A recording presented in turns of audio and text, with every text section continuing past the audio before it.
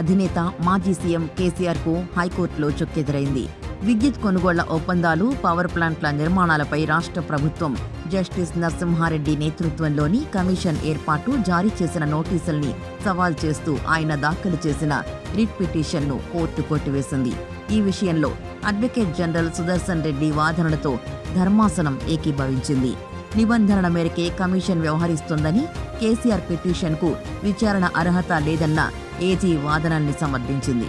అదేవిధంగా ప్రభుత్వం నియమించిన కమిషన్ ఏకపక్షంగా వ్యవహరిస్తుందంటూ కేసీఆర్ తరపు న్యాయవాది సీనియర్ అడ్వకేట్ ఆదిత్య సోంది తన వాదనలు వినిపించగా ఆయన వాదనల్ని కోర్టు విభేదించింది.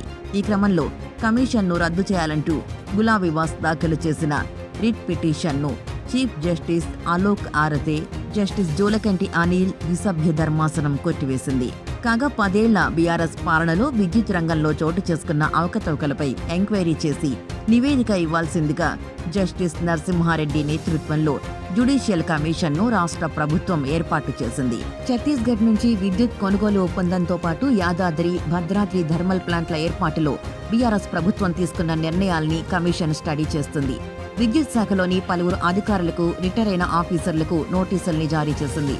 ఆనాడు సీఎంగా విధానపరమైన నిర్ణయం తీసుకున్న కేసీఆర్కు సైతం ఏప్రిల్లో నోటీసులు జారీ చేశారు.